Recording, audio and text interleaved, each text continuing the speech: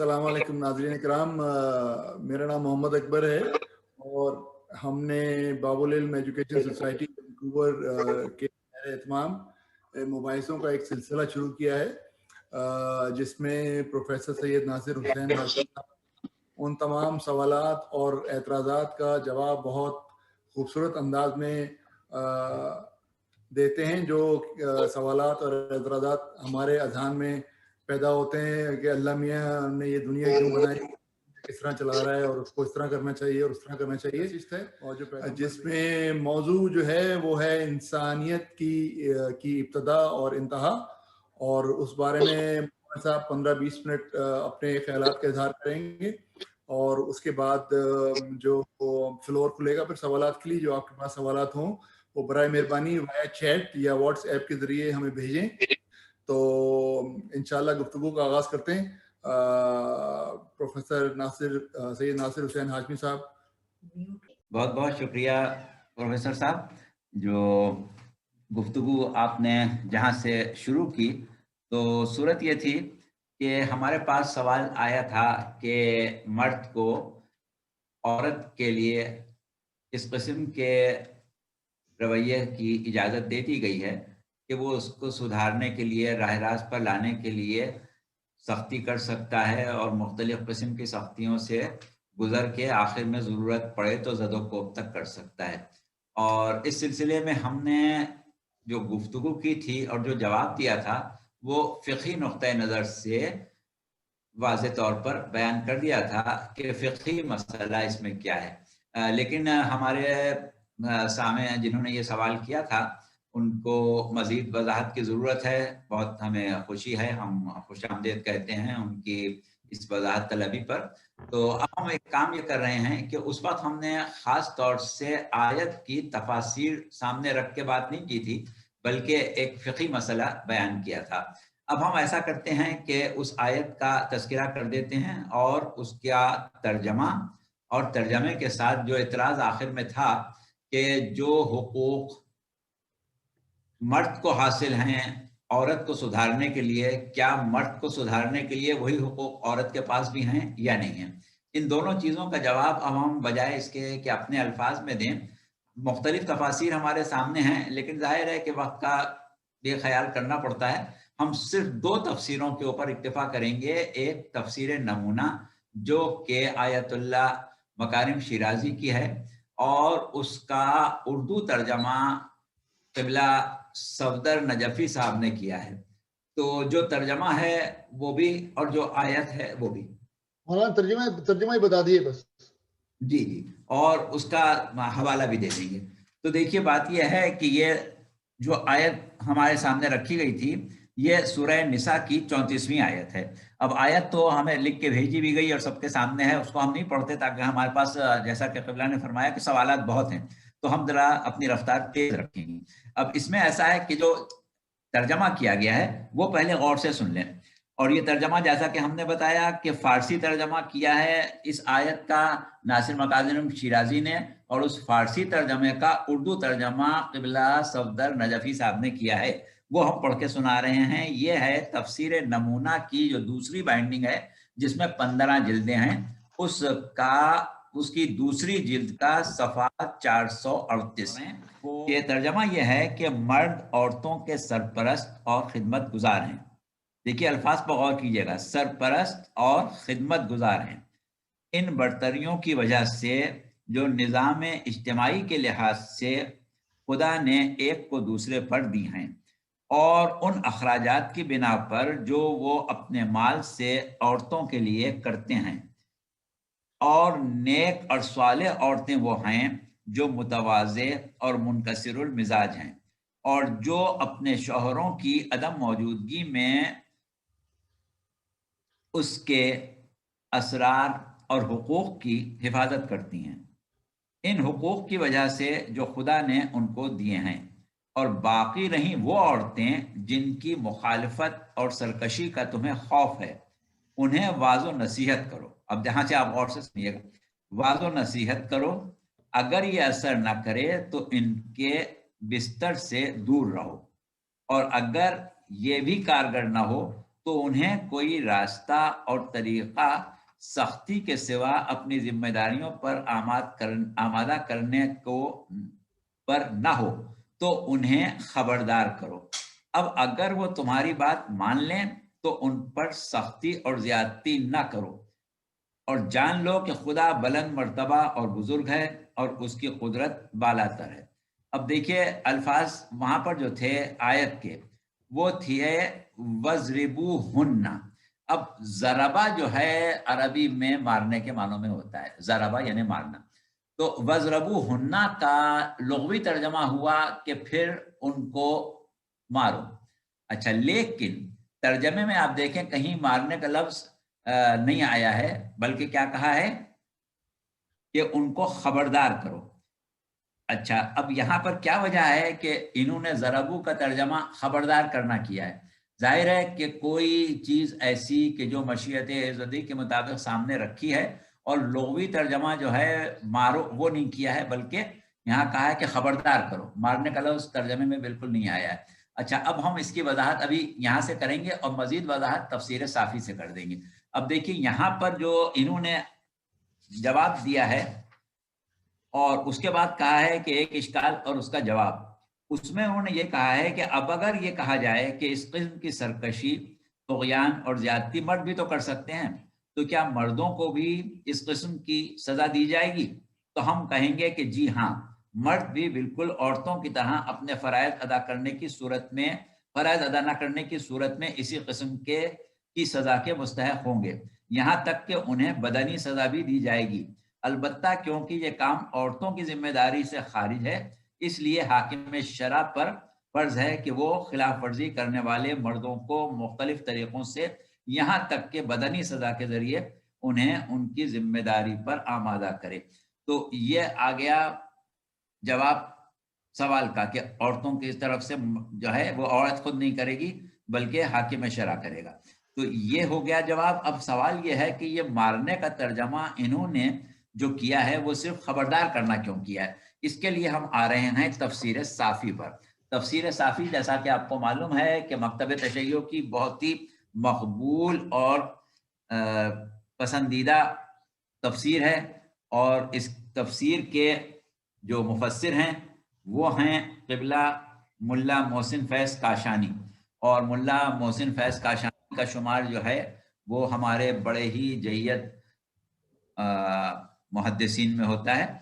और इन्होंने भी इस आयत का जो तर्जमा किया है उसका उर्दू तर्जमा क़िबला तलमीज़ हसनैन साहब ने किया है, मौलाना सैयद तलमीज़ हसनैन रज़वी। अब इसका तर्जमा उर्दू में जो है वो हम आपके सामने पढ़ के सुना रहे हैं। मर्द औरतों के निगहबान और मुंतजिम हैं, इस बुनियाद पर कि अल्लाह ने इनमें से एक को दूसरे पर फजीलत दी है, और इस बिना पर कि वो अपना माल खर्च करते हैं। बस जो औरतें नेक हैं वो इताअत शार होती हैं, और जिस तरह अल्लाह ने उनकी हिफाजत की है वो उनकी अदम मौजूदगी में उनके हुकूक की हिफाजत करती हैं। और जिन औरतों से तुम्हें सरकशी का अंदेशा हो तो पहले उनको समझाओ, अगर न माने तो ख्वाबगाहों में उनसे अलहदा रहो, अगर इस पर भी न माने तो हल्की सजा दो, फिर अगर वो तुम्हारी इताअत करने लगे तो खामखा उन पर दस्तदराजी के लिए बहाने तलाश न करना, बेशक अल्लाह बुलंदो बाला है। अच्छा, यहाँ इन्होंने वज़रिबू हुन्ना का तर्जमा क्या किया है? हल्की सजा दो। अब सवाल ये कि ये तर्जमा क्यों किया जा रहा है? तो इसमें जो आगे वजाहत है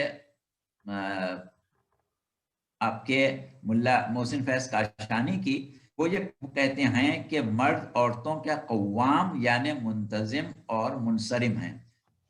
फिर उसके बाद वो कहते हैं कि इसलिए कि कमाल अक्ल, हुस्न तदबीर और आमाल व इताअत में ज़्यादा कुव्वत रखने वाले मर्द हैं।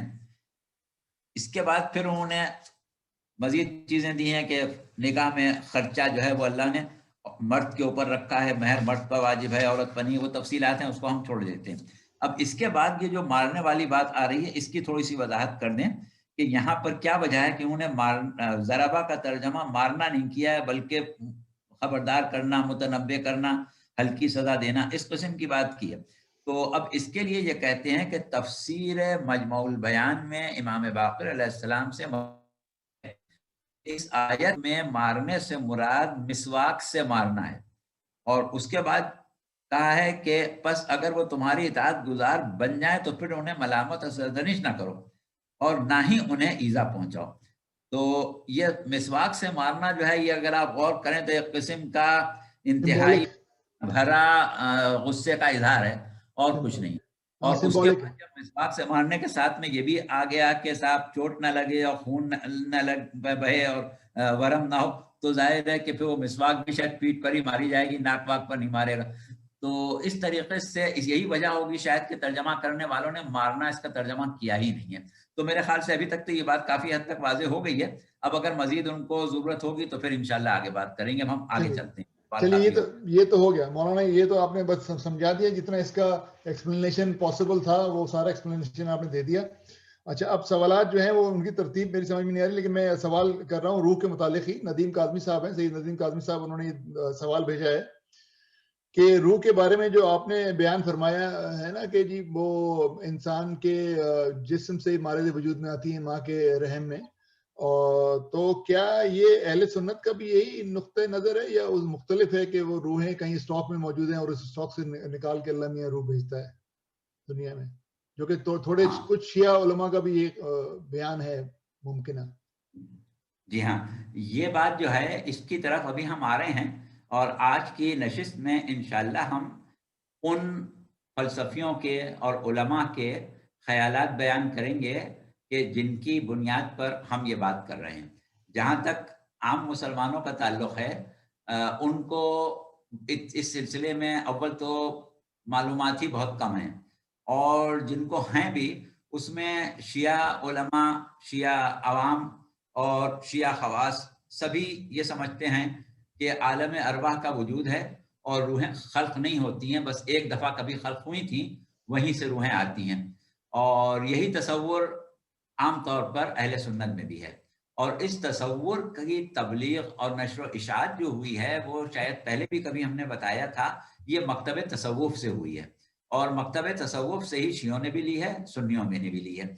अब हम इसके बारे में अभी बहुत तफसील से बताएंगे आपको कि कहाँ कहाँ से हम इस नज़रिए को ले रहे हैं और क्यों ले रहे हैं, और दूसरे नज़रिए को यानी आलम अरवाह में रूहों के वजूद को रद्द कर रहे हैं तो क्यों रद्द कर रहे हैं। इन दोनों चीज़ों के ऊपर अभी हम आपको तफसील से बात करते हैं। आप हमें अगला सवाल और कर लीजिए, तो फिर हम ये वाला सवाल जो है कि ये नज़रिया हमने लिया कहाँ से, इसको बहुत तफसील से ठीक है। अच्छा चलिए, तो अगला सवाल भी नदीम काज़मी साहब का ही है, और अगर मैं उसको सही समझाऊं तो आपने फरमाया था कि हमारा वजूद जो है वो हमारे वालिदैन का मरहून मिन्नत है और हमारे अंदर उनकी आदात और अतवार आती हैं।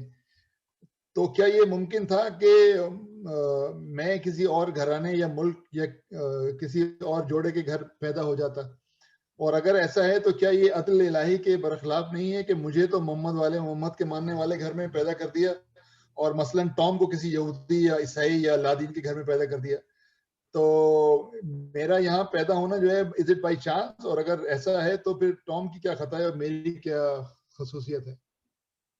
हाँ, ये सवाल जो है ये बड़ा उमूमी सवाल है और अक्सर व बेशतर उठता रहता है कि अदल इलाही जो है उसके मुताबिक अगर हम देखते हैं तो हर शख्स के हालात मुख्तलिफ हैं।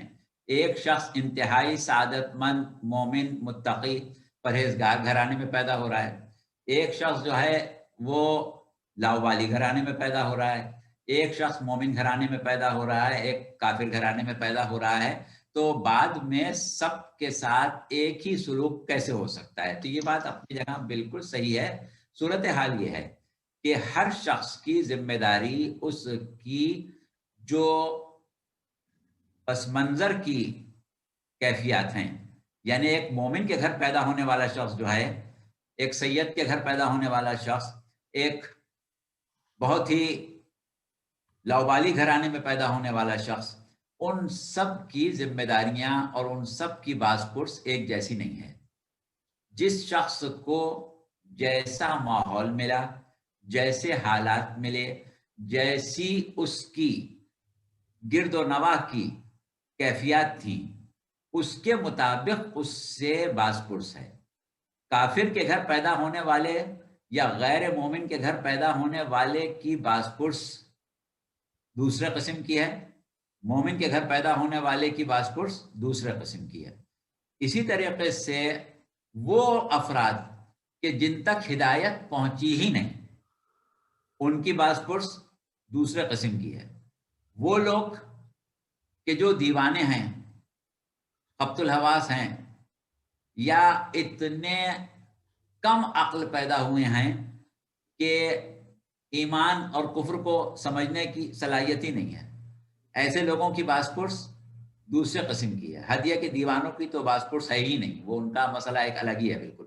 تو اس حساب سے عدل کا جہاں تک تعلق ہے وہ یہ ہے کہ جو نظام کائنات چل رہا ہے علت و معلول کے حساب سے، اس کے مطابق تو انسان جہاں کہیں بھی ہے، جس حال میں بھی ہے، اس کی نسل آگے بڑھے گی۔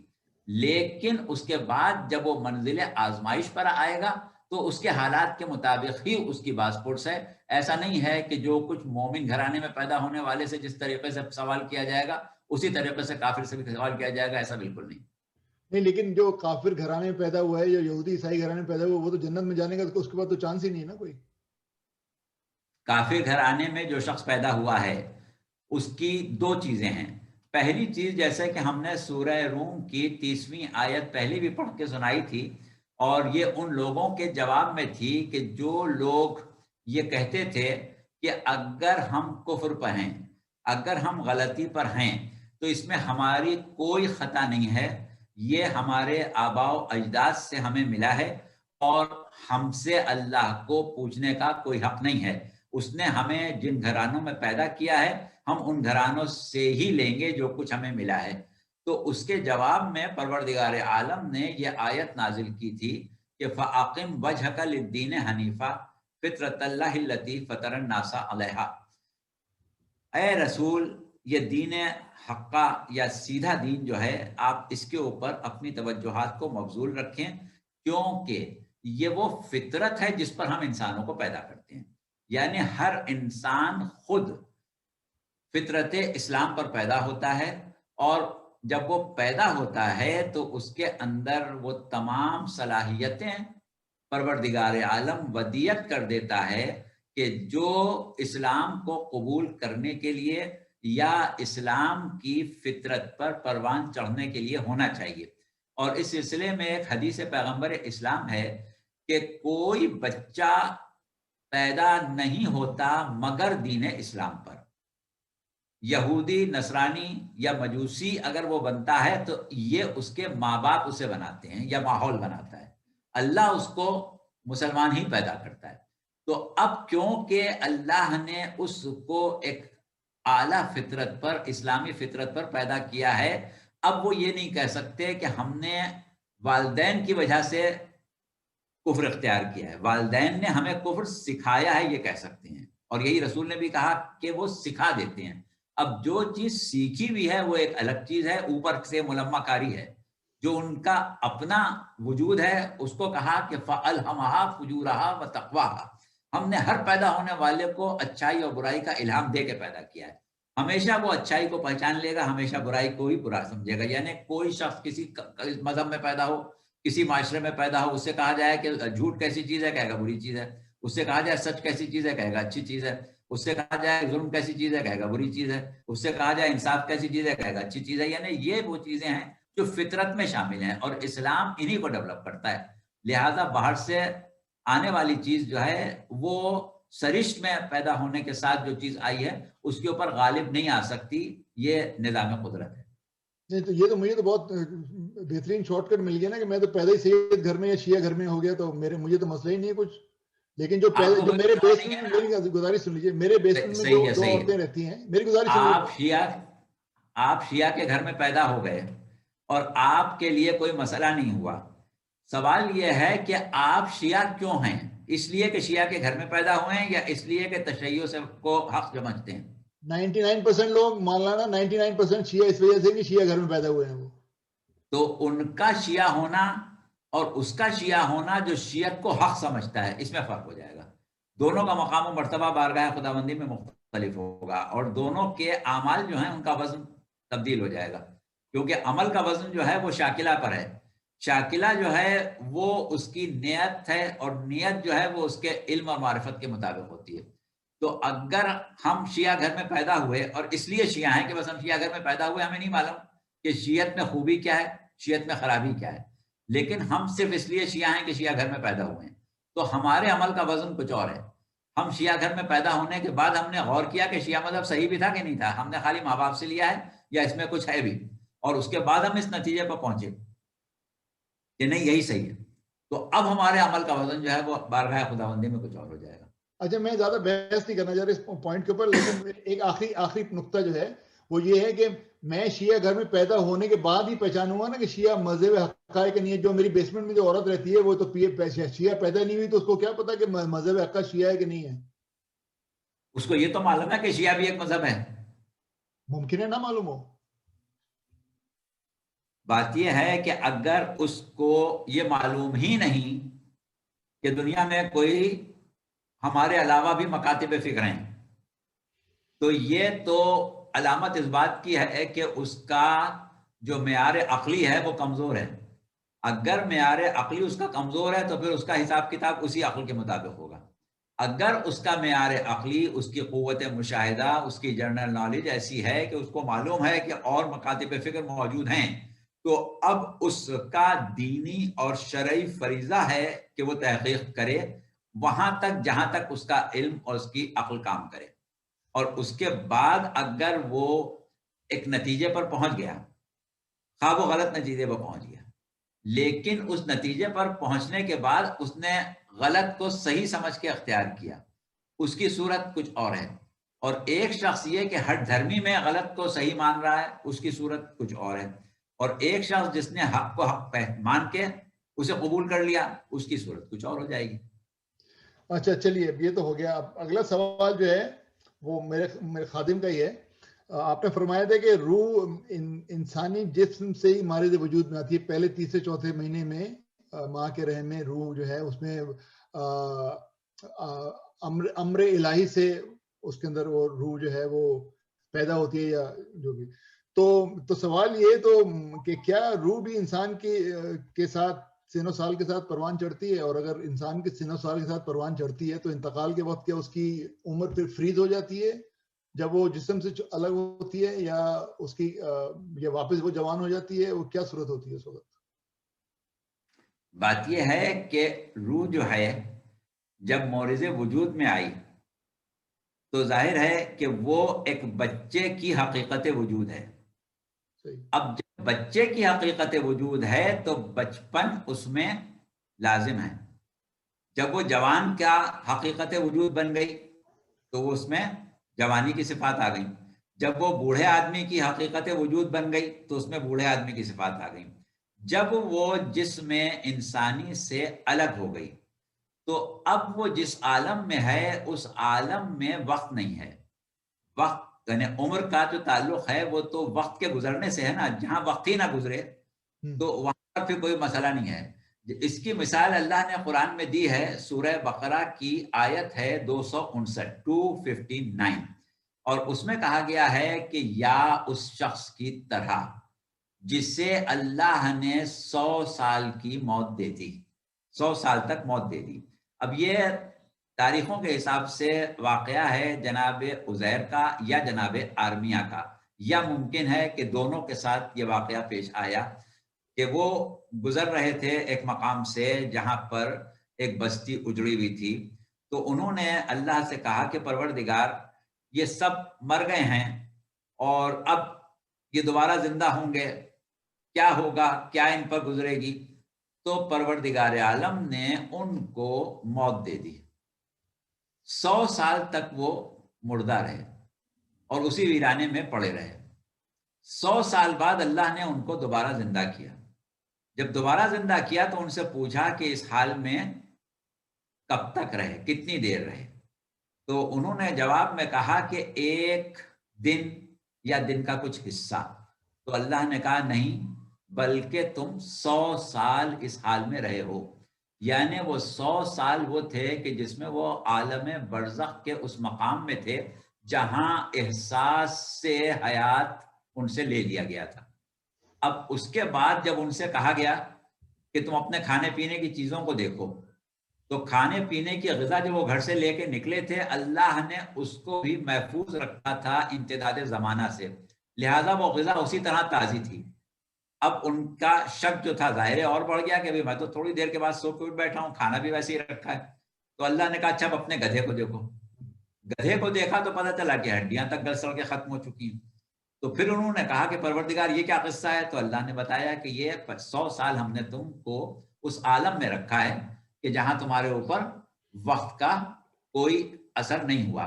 اور صورت یہ ہوئی کہ ان کے جڑواں بھائی تھے، ان کی عمر 150 سال ہو گئی اور ان کی عمر 85 سال تھی۔ یہ 50 سال کے تھے، وہ 150 سال کے تھے۔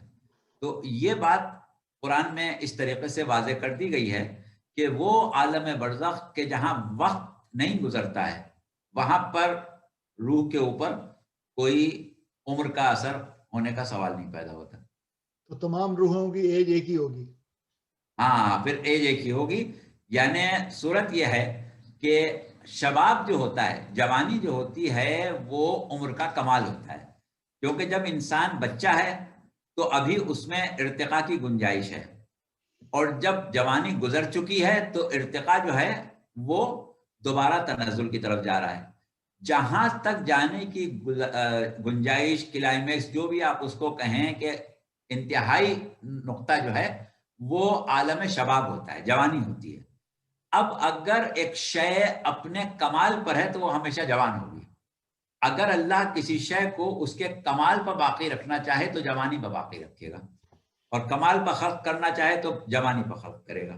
تو اب روح جو ہے، کیونکہ وہ حقیقت وجود ہے، تو جس شخص نے اپنے نفس کو اتنا پاکیزہ رکھا ہے کہ بارگاہ خداوندی میں اس کے کمال کو بقا دے دی جائے تو وہ جوان ہی ہوگا، اور اگر ایسا نہیں رکھا ہے تو پھر جیسی اس کی کیفیت ہے، جتنا اس میں ذوف ہے اتنا ذوف اس کے ساتھ منسلک رہے گا ہمیشہ۔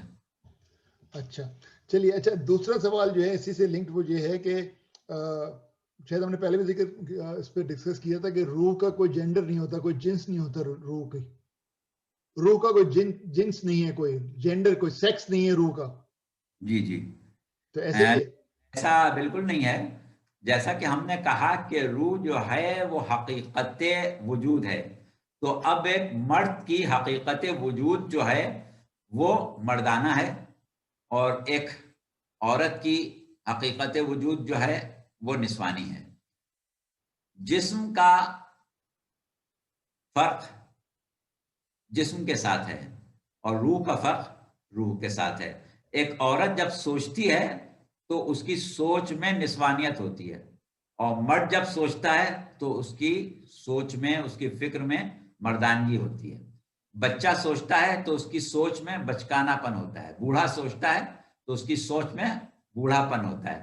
تو اس اعتبار سے ہماری سوچ، ہماری فکر، ہمارا فہم و فراست اور ہمارے جذبات و احساسات جو ہیں ان کا تعلق ہماری سیکس سے ہے، ہمارے مرد ہونے سے یا عورت ہونے سے۔ ہم کہتے ہیں نا کہ عورت جو ہے وہ اس کا دل کمزور ہوتا ہے، تو دل کمزور ہونے کا مطلب تو یہ نہیں کہ جسم والا جو ہارٹ ہے وہ کمزور ہوتا ہے، بلکہ جسم کا جو دل ہوتا ہے وہ تو عورت کا زیادہ مضبوط ہوتا ہے، کیونکہ عام طور پر ہارٹ فیل جو ہوتا ہے وہ مردوں کو ہوتا ہے، عورتوں کو نہیں ہوتا۔ بلکہ وہ ایک صاحب ہمارے باس تھے، وہ کہا کرتے تھے کہ عورت ہارٹ فیل کراتی ہے، مرد کو ہوتا ہے۔ تو یہ کہ عورت جو ہے اس کا دل تو مضبوط ہوتا ہے، یہ والا جسمانی دل، لیکن وہ روح کا دل جو ہے وہ کمزور ہوتا ہے۔ اچھا اب یہ مجھے بتائیے کہ یہ بھی میرے خیال سے ترجمے میں کچھ مسئلہ رہا ہوگا کہ ہر وقت ذکر کیا گیا ہے کہ تمہیں 70 حوریں ملیں گی یا 5 حوریں ملیں گی یا 10 حوریں ملیں گی جنت میں، تو یہ حوریں کا تو ہم سیکس اسیوم کرتے ہیں کہ فیمیل ہے وہ، تو حور جو ہے وہ اول تو ان کی کوئی حقیقت موجود بھی ہے کہ وہ صرف دل کے بہلانے کو غالب یہ خیال اچھا ہے؟ ہاں، یہ جو آپ کا سوال ہے نا، اس کا ہم جواب آپ کو ابھی دیتے ہیں۔ بات یہ ہے کہ ہم ابھی یہ چاہ رہے ہیں کہ عالم دنیا، موت اور عالم برزخ یہ مکمل طور سے واضح ہو جائے۔ ٹھیک ہے، حقیقت جنت اور حقیقت دوزخ، عالم آخرت کی حقیقت، اس کے اوپر ہم آئیں گے، وہ ہے عالم عقول، جس کو کہتے ہیں تجرد طعام، اس پر ابھی سمجھائیں گے تو وہ سمجھ میں آ جائے گی. ٹھیک ہے. اچھا، میں اپنے جو سامعین نے جوائن کیے میٹنگ میں، میں بتا دوں گا اگر آپ کے دماغ میں کوئی اس ڈسکشن سے کوئی سوال آ رہا ہے تو وہ آپ مجھے واٹس ایپ کر سکتے ہیں، وہ فوراً سوال مولانا سے پوچھ لیں گے. لیکن انفارچونیٹلی آپ کو واٹس ایپ ہی کرنا پڑے گا، وہ سوال ڈائریکٹ سوال پوچھنے کی گنجائش اور ٹائم نہیں ہے. اچھا مولانا، اگلا سوال یہ ہے کہ عالم برزخ میں تو روح جائے گی اور جو جسم ہے وہ رہے گا قبر میں، اور قیامت کے دن وہ جسم اٹھایا جائے گا. کئی جگہ ذکر قرآن میں ہے کہ جسم اٹھایا جائے گا اور ہمارے ہاتھ اور ہمارے پاؤں اور ہماری زبان اور ہماری آنکھیں جو ہیں وہ ہماری گواہی دیں گی. صحیح. تو کیا قیامت کے دن میں واپس اسی جسم میں آ جاؤں گا؟ ظاہر جب قبر سے میرا جسم اٹھایا جائے گا، آواز دے گا، سور پھونکا جائے گا اور سب اٹھ کھڑے ہوئے قبروں سے، تو پھر جنت کے اندر روح جائے گی یا جسم جائے گا، یا جسم سوال جواب کر کے پھر اس کو فارغ کر دیا جائے گا؟ ہاں چلیے، اب آپ آخرت پر آ ہی گئے تو ہم اس کو شروع کیے دیتے ہیں. بات یہ ہے کہ اللہ نے جس وجود کو جہاں خلق کیا ہے اور جس ماحول میں خلق کیا ہے اسی کے مطابق اس کو جسم دیا ہے. جیسے ایک شخص ہے، ایک جانور ہے یا ایک وجود ہے جو کہ پیدا ہوا، اس کو زندگی گزارنا ہے پانی میں، مثلا مچھلی ہے یا پانی کے جانور ہیں، تو ان کا جسم، ان کا نظام ہاضمہ، ان کا نظام تنفس، ان کے جسم کی ساخت، ان کے جسم کا مادہ، ہر شے جو ہے وہ پانی کے عین مطابق ہوتی ہے، کیونکہ ان کا پانی کا ماحول ملنا ہے، پانی میں زندگی گزارنا ہے، سانس لینے کا طریقہ، ہر چیز ان کی ویسی ہوگی. وہ جاندار جو پانی کی تہوں میں پتھروں کے نیچے رہتے ہیں، ان کا جسم، ان کی آنکھیں، ان کا دیکھنے کا طریقہ، ان کا سانس لینے کا طریقہ، ان کے جسم کی ساخت ویسی ہوگی جیسے ماحول میں انہیں زندگی گزارنا ہے.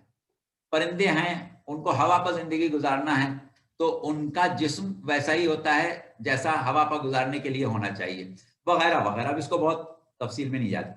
تو ماحول جیسے جسم کا تقاضا کرے ویسا جسم پروردگار عالم اس کو عطا کرتا ہے.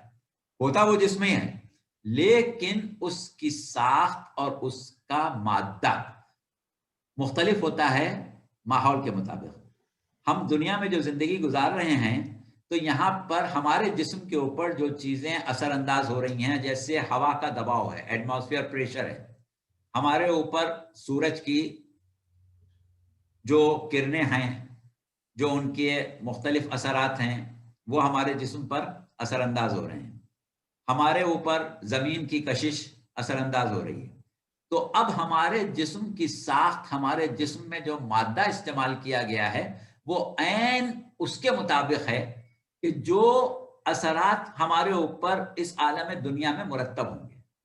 اب جب ہم عالم برزخ میں زندگی گزاریں گے تو ہمارا جسم ویسا ہی ہوگا جیسے اثرات عالم برزخ میں ہمارے جسم پر پڑنے والے ہیں. یہ مادہ ہے، وہاں غیر مادی جسم ہوگا، وہاں ایسا سورج شاید نہ ہو، یا ہو تو اس کی کرنیں ہمارے اوپر کیا اثر کریں گی، وہاں ہمارے اوپر کشش ثقل کے اثرات کیا ہوں گے، وہاں ہمارے اوپر ایٹماسفیئر پریشر کے اثرات کیا ہوں گے. تو عین اس کے مطابق ہمارا جسم جو ہے وہ تشکیل دے دیا جائے گا. جسم ہمارا ہی ہوگا، جسم ہی ہوگا، لیکن اس کی کیفیت جو ہے وہ تبدیل ہو جائے گی. بس اسی طرح عالم آخرت کا بھی اپنا ایک ماحول ہے. عالم آخرت کی اپنی ایک کیفیت ہے.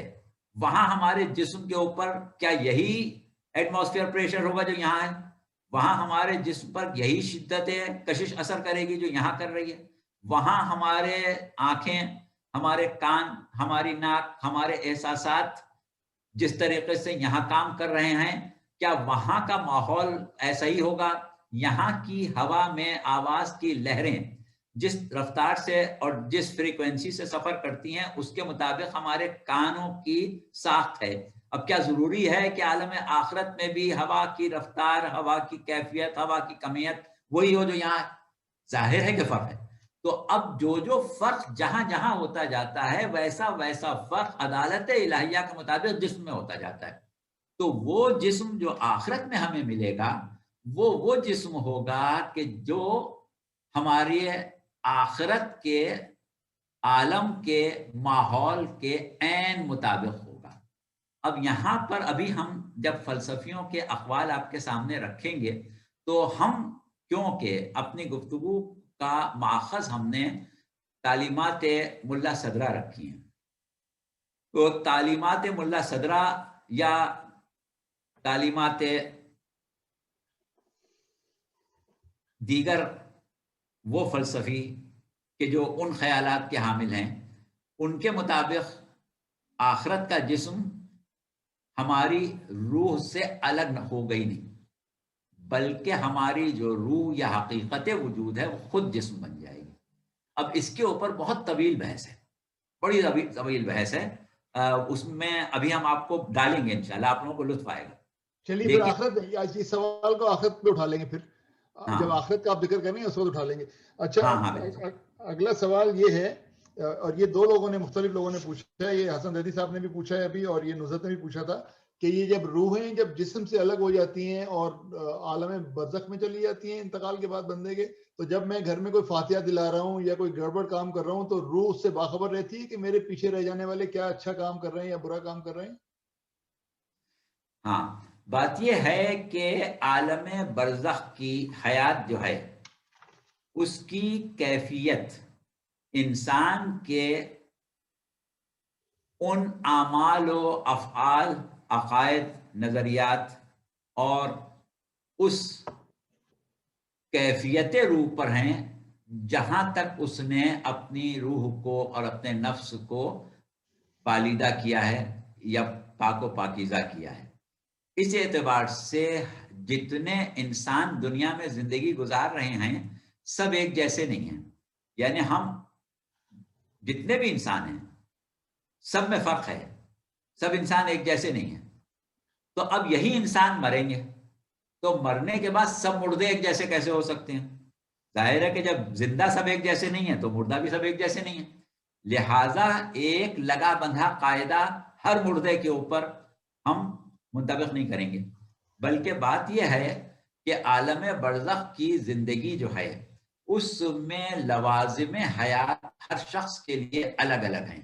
جیسا کہ اس تقریر میں ہم شدت حیات کی بات کر رہے تھے، تو شدت حیات جس کی زیادہ ہے عالم برزخ میں اس کی اختیارات، اس کی قوتیں، اس کی توانائیاں، اس کے احساسات زیادہ ہوں گے.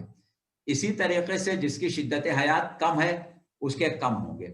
اور بعض لوگ ایسے ہیں کہ جن کو برزخ کی زندگی کا احساس دیا ہی نہیں جائے گا، جن کا ذکر سورہ یاسین میں آیا ہے کہ وہ کہیں گے کہ ہم کو سوتے سے کس نے جگا دیا. تو یہ وہ لوگ ہیں کہ جن سے احساس سے حیات عالم برزخ میں لے لیا جائے گا. جب وہ عالم محشر میں آئیں گے تو ان کو یہ لگے گا کہ وہ سوتے سے اٹھ کے آئے ہیں، تو عالم میں برزخ کی حیات جو ہے اس کا انہیں احساس ہی نہیں ہوگا. اور وہ لوگ کہ جن کو عالم برزخ کی حیات کا احساس ہے ان کی اکثریت ہے، اور وہ ہیں کہ یا تو وہ جنت برزخی میں ہیں یا وہ جہنم برزخی میں ہیں یا وہ برزخ کی ایسی وادیوں میں ہیں کہ جو نہ جنت میں شمار ہو رہا ہے وہاں کا، نہ دوزخ میں شمار ہو رہا ہے، بلکہ ان کے اعمال، ان کے عقائد اور ان کی روح کی وہ کیفیت کہ جس سے ہم خیال و وہم کی کیفیت کہتے ہیں، جس کی بنیاد پر وہ خواب دیکھتے ہیں، صرف اس کی بنیاد پر وہ عالم برزخ میں زندگی گزار رہے ہیں، تو ان کے احساسات کمزور بھی ہو سکتے ہیں، قوی بھی ہو سکتے ہیں. ایسے لوگ بھی ہیں کہ جن کو دنیا کی، اپنے گھر کی، اپنے بال بچوں کی مکمل خبر رہتی ہے، اور ایسے بھی ہیں کہ جن کے احساسات اتنے کمزور اور ضعیف ہو گئے ہیں کہ انہیں اپنے ارد گرد کی بھی خبر نہیں ہوتی. تو یہ ہر ایک کے لیے الگ الگ ہے. اچھا، تو یعنی اگر کوئی اپنے گھر میں فاتحہ دلا رہا ہے یا مجلس کر رہا ہے اپنے ماں باپ کے لیے، تو یہ ماں باپ کی شدت حیات پہ ڈیپینڈ کرے گا کہ ان کو پتہ لگے کہ یہاں میرے لیے فاتحہ مجلس ہو رہی ہے یا نہیں ہو رہی؟ بالکل ان کو جو عالم برزخ میں زندگی گزارنے کے لیے مقام دیا گیا ہے، اس مقام پر ان کی اپنی توانائیاں، ان کی اختیارات کی کیفیات، ان کی حیات وجود، ان تمام چیزوں سے اس کا تعلق ہے۔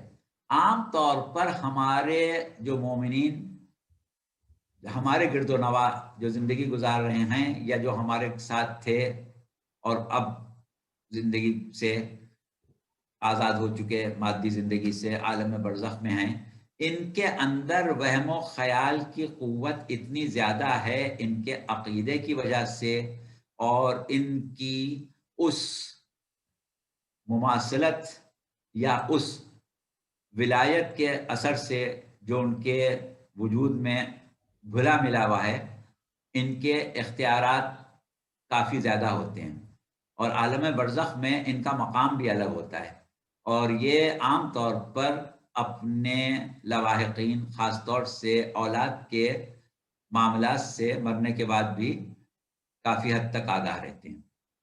اچھا، تو یہ اب جب میں کیا جاتا ہے اس کی ان کو خبر ہوتی ہے۔ جی اچھا، اور جو یہاں پہ لوگ کرتے ہیں اپنے مرحومین کے ایصال ثواب کے لیے مجلس، ماتم، قرآن خوانی، حج بدل، عمرہ، زیارات، تو اس سے ان کے اسٹیٹس میں کوئی فرق پڑتا ہے برزخ میں کہ نہیں؟ بہت پڑتا ہے، اس سے ان کے اسٹیٹس میں بہت زیادہ فرق پڑتا ہے، ان کے درجات اور ان کے مقامات تبدیل ہوتے رہتے ہیں۔ آج عالم برزخ میں ان کو جو جگہ ملی ہے، کل ان کے بیٹے نے ان کی طرف سے حج بدل کر لیا یا ان کے طرف سے عمرہ کر لیا یا ان کی طرف سے زیارت کر لی، اور وہ زیارت یا عمرے یا حج کا ثواب جب ان کے نامہ اعمال میں چلا گیا، کیونکہ نامہ اعمال تو بند نہیں ہوتا ہے، نامہ اعمال میں جب اس کا ثواب چلا گیا تو اب جو ان کی کیفیت حیات عالم برزخ میں ہے اس میں تبدیلی آ جائے گی۔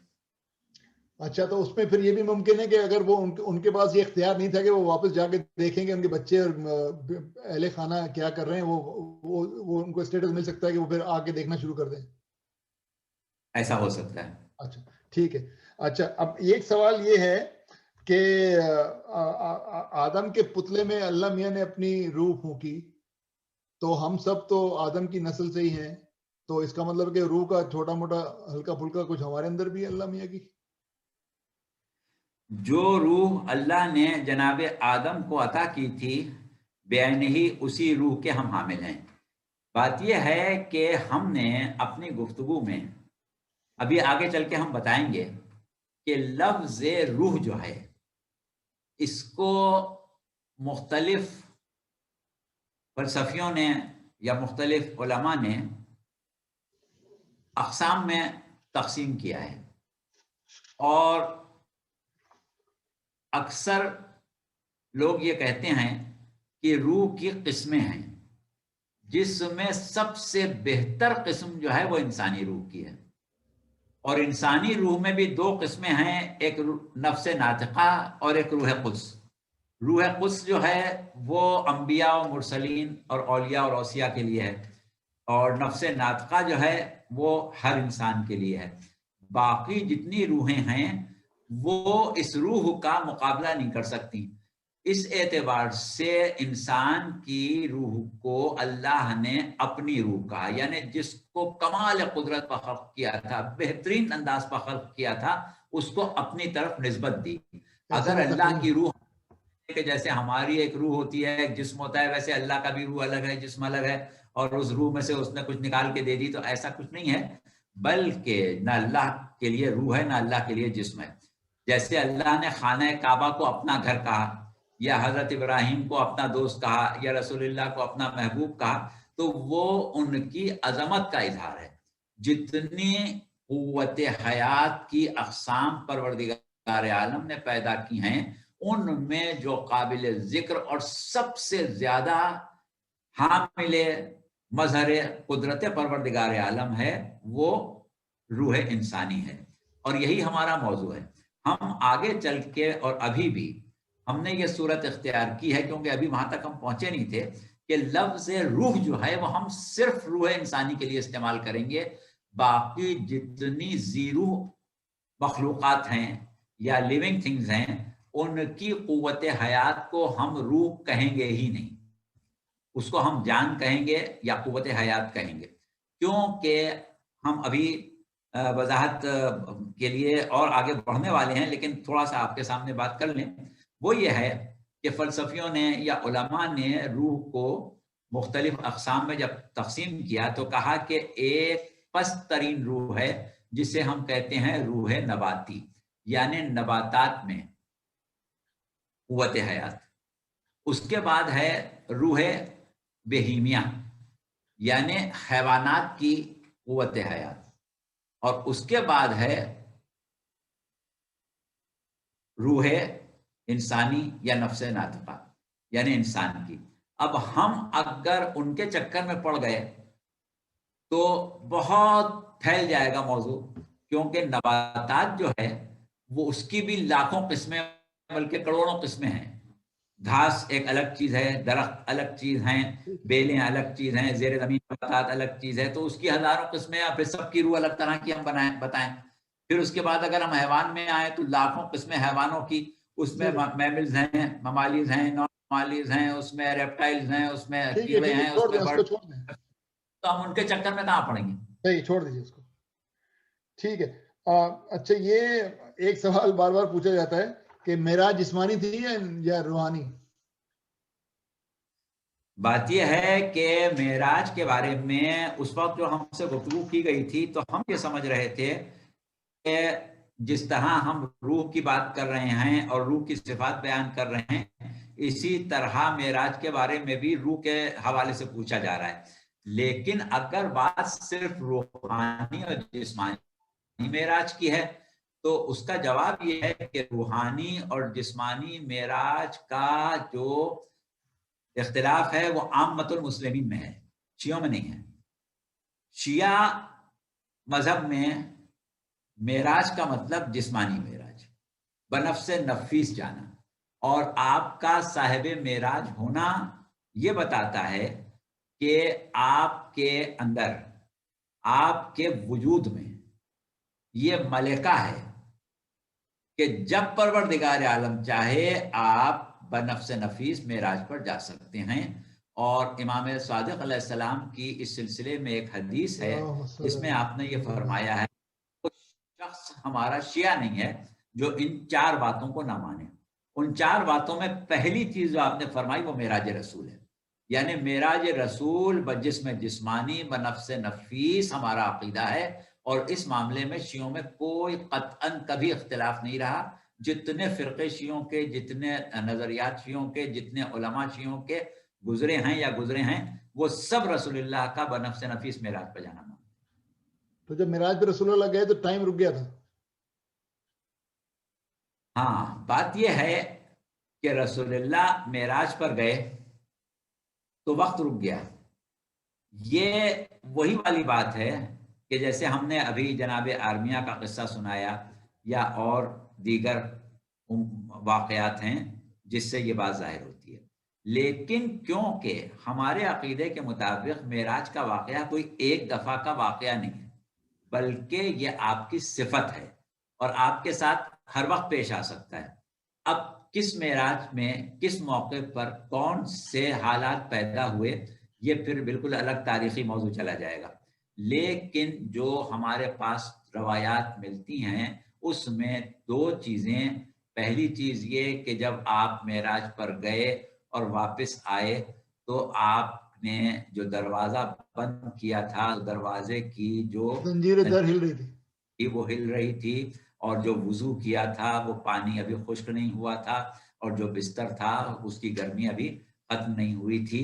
تو یہ ایک روایت ہمارے پاس ہے، لیکن ہمیشہ ہر دفعہ اس قسم کی چیزیں ہوئی ہوں یا نہ ہوئی ہوں اس سے اتنا زیادہ فرق نہیں پڑتا۔ اور بہرحال یہ بات اپنی جگہ صحیح ہے کہ ایک موقع وہ ہے کہ جہاں پر رفتار کے رکنے کا تذکرہ روایت میں ملتا ہے۔ اچھا، اب جب یہ رسول اللہ گئے معراج کے اوپر تو ظاہر اللہ میں سے گفتگو ہوئی ہوگی، ظاہر جی۔ تو کس کی آواز میں ہوئی گفتگو؟ علی کی آواز میں ہوئی؟ ہاں دیکھیے، یہ جو ہے شیعوں میں تو یہ بات مکمل طور سے مشہور ہے۔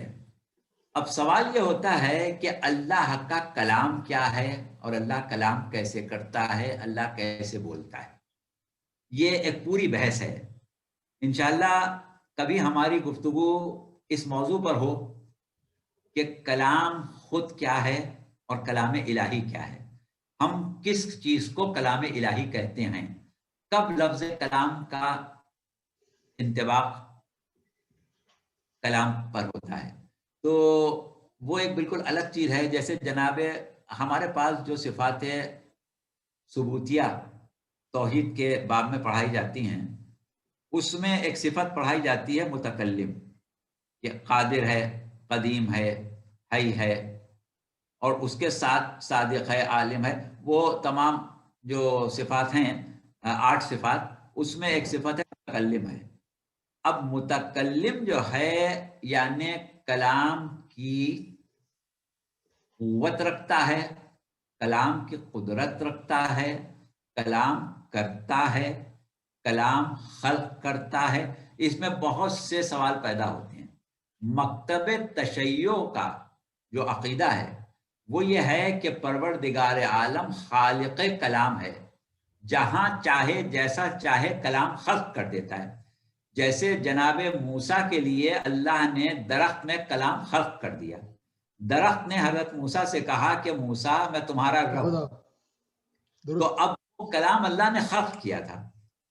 یا بعض اوقات پروردگار عالم کلام کی صلاحیت خلق کرتا ہے، جیسے حضرت ابو ذر غفاری جنگل میں بھیڑیں چرا رہے ہیں اور ایک بھیڑیے نے کہا کہ ابو ذر تو خیر رسول اللہ نے ان کا نام رکھا تھا، کہ تم یہاں بھیڑیں چرا رہے ہو اور وہ نبی جو مبعوث ہونے والا تھا وہ مکے میں مبعوث ہو چکا۔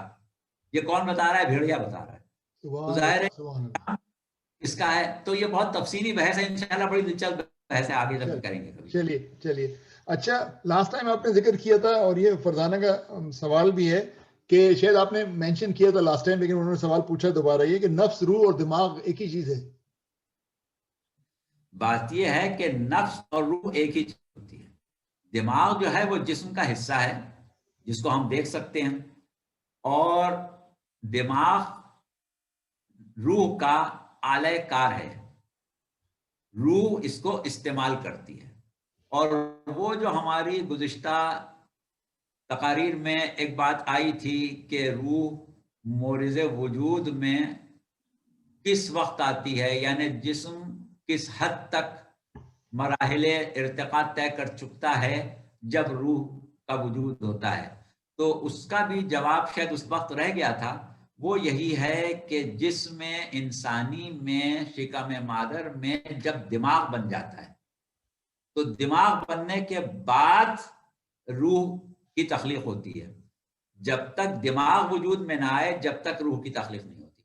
اچھا نہیں، سوری، وہ دماغ سے مراد ان کی عقل ہے، عقل، دماغ سے وہ فزیکل دماغ نہیں ہے بلکہ عقل ہے۔ تو روح، عقل اور کی اگر بات کی جا رہی ہے تو نفس ہم ایک ہی نے اپنی تعلیمات کو سادہ کرنے کے لیے یہ کہنا شروع کر دیا ہے اور کہتے رہیں گے جب تک کہ اگلے مراحل میں نہ آئیں کہ عقل، روح، قلب، نفس یہ سب ایک ہی چیزیں ہیں، کوئی فرق نہیں ہے۔ لیکن ابھی ہم جب فلسفیوں کی تعلیمات کا تذکرہ کریں گے تو اس میں انہوں نے ہر شے کے لیے حجاب قرار دیے ہیں۔ تو انہوں نے یہ کہا ہے کہ روح جو ہے وہ عقل کا حجاب ہے اور جسم جو ہے وہ روح کا حجاب ہے۔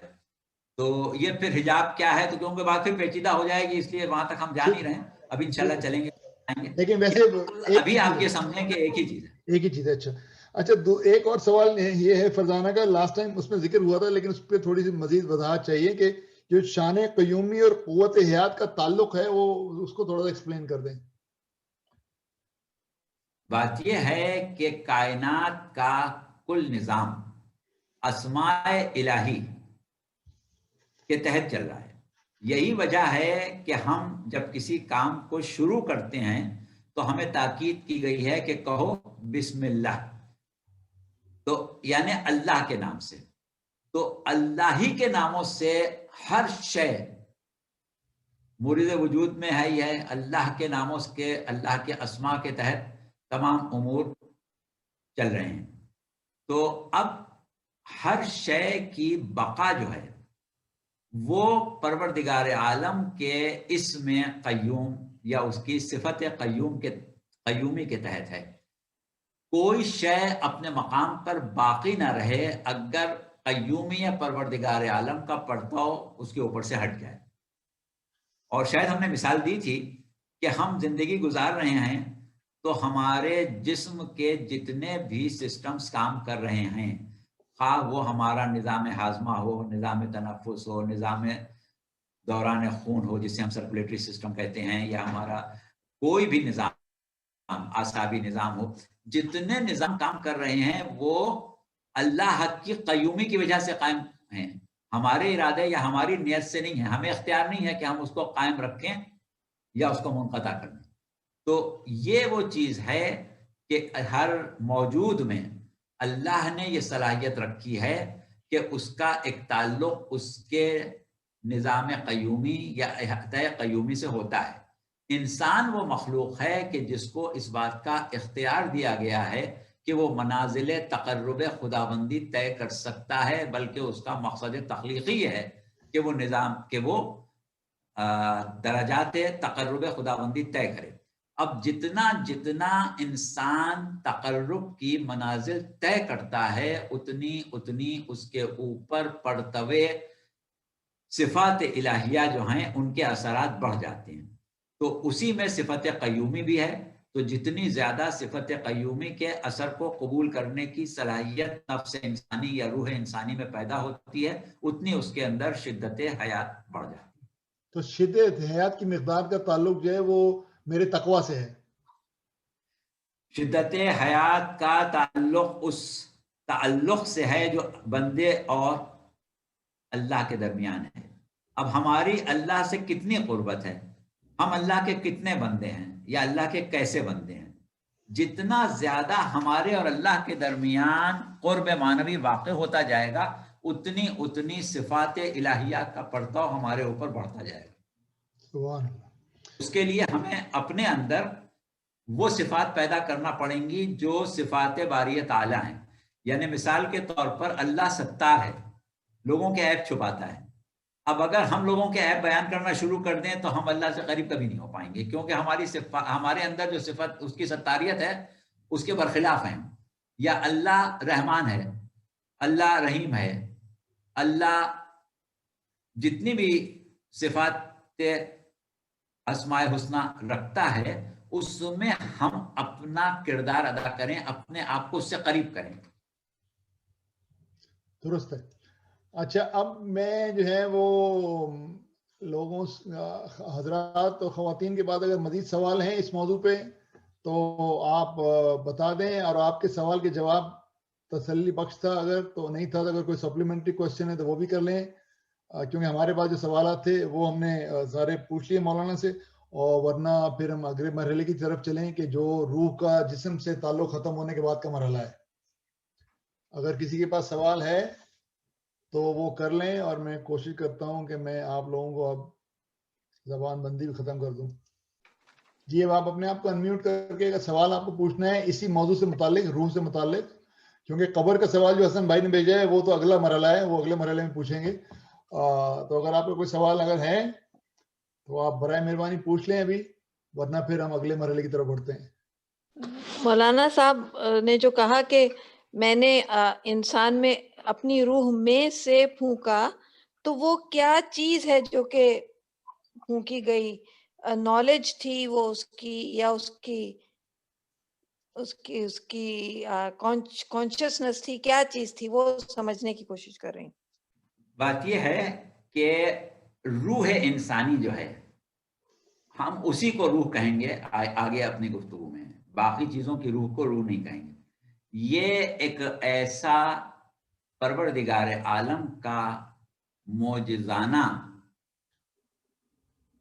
شاہکار تخلیق ہے کہ جس کو خلق کرنے کے بعد پروردگار عالم نے خود فخر کیا اور کہا کہ تبارک اللہ احسن الخالقین، کہ بابرکت ہے وہ خدا جو بہترین خالق ہے. تو یہ روح انسانی کوئی خاص کیفیت روح کو نہیں کہا جا رہا ہے، बल्कि वो मखलूक के जो बहुत सी हजारों किस्म की सिफात से ममलू है, बहुत सी सिफात मिल के रूह इंसानी वजूद में आई है। उस रूह को जिसे हम रूह इंसानी कहें और उन तमाम सिफात का मजहर कहें जो परवरदिगार आलम ने उसको अता करने के बाद उसको अपनी तरफ निस्बत दी और कहा कि मेरी रूह। जैसा कि अभी हमने कहा कि मेरी रूह का मतलब ये नहीं है कि उस ज़ात या में कोई रूह और जिस्म अलग अलग है, बल्कि न वो रूह रखता है न जिस्म रखता है। उसने रूह इंसानी को इतनी के साथ खल्क किया और कहा कि लक़द खलक़नल इंसाना फी अहसन तक़वीम। और जहां पर रूह की तख्लीक की बात आई वहां कहा तबारकल्लाहु अहसनुल खालिकीन, पर कहा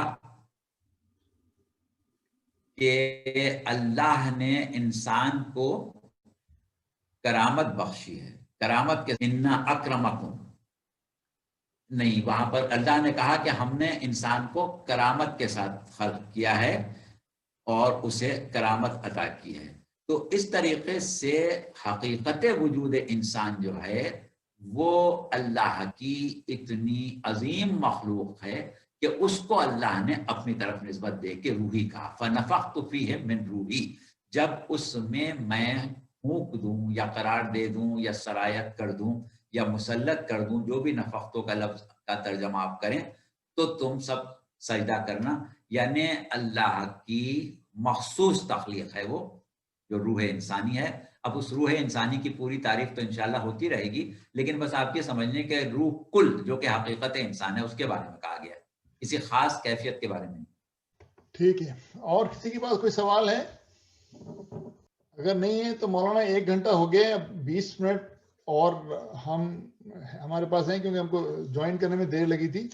तो अगर आप अगले मरहले पे अगर आप चाहें तो रोशनी डाल दें ताकि जब नेक्स्ट मीटिंग हो तो ये जो अगला मरहला है उससे मुतालिक जो सवाल लोगों के पास होंगे फिर उन सवालों से फिर अगले उसको शुरू करेंगे इंशाल्लाह। ठीक है, हम ऐसा करते हैं कि अगले मरहले पर फिलहाल बात किए लेते हैं और उसके बाद जो अगले सवालात होंगे उसका जवाब, और उसके साथ एक चीज हमने नोट करके रखी थी क्योंकि ये एक फितरी बात है कि हम जो कुछ गुफ्तगू करेंगे सुनने वाला पूछेगा कि भाई ये आप कहाँ से लाए, इसका माखज़ क्या है, या वो पूछेगा कि ये कुरान में लिखा है तो कहाँ लिखा है, वो पूछेगा कि हदीस में है तो कहाँ है, हदीस में कुरान में नहीं है तो आप कहाँ से लाए हैं। तो यकीनन उसको हक है ये पूछने का, और हमारा फर्ज है कि हम बहुत वजाहत के साथ ये बताएं कि हम जो कुछ बातें कर रहे हैं उनका माखज़ यानी सोर्स क्या है, कहाँ से लाके बयान कर रहे हैं। तो ये कोई अफसाना तो नहीं है, हमारे पास कोई ना कोई ऐसी सोर्स होना चाहिए कि जिसकी हम निशानदेही करें, और अगर कोई हमारी बातों की तस्दीक करना चाहे कि जो कुछ हम कह रहे हैं उसमें कहाँ तक सदाकत है, तो वो उस सोर्स तक पहुंचे और वहां से जाके उसको तलाश करे कि ये बात जो ये कह रहे हैं वो ठीक है कि गलत है।